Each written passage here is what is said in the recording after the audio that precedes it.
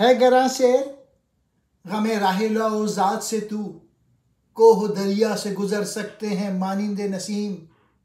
مرد درویش کا سرمایہ ہے آزادی و مرگ، ہے کسی اور کی خاطر یہ نصاب زر و سیم۔ گراں شعر کہتے ہیں بوجھ اٹھائے ہوئے، غم راحلہ و ذات، سواری اور سفر کے خرچ کی پریشانی، مانند نسیم، صبح کی ہوا کی طرح، نصاب زر، سونے چاندی کا حساب۔ پھر اقبال کہتے ہیں اے ملت کے لوگوں، تو نے سواری اور سامان سفر کے غم کا بوجھ اٹھا رکھا ہے، جس کے باعث تیری رفتار بہت سست ہے۔ جو لوگ اس غم کا بوجھ نہیں اٹھاتے وہ پہاڑوں اور دریاؤں سے بھی صبح کی ہوا کی مانند تیزی سے گزر سکتے ہیں۔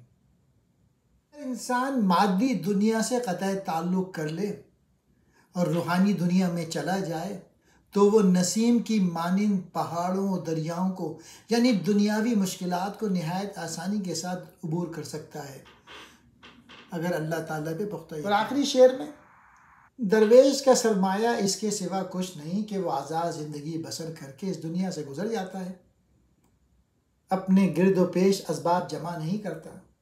یہ سونے چاندی کی زکوٰۃ کا مسئلہ دوسروں کے لیے ہے، درویشوں کے لیے نہیں۔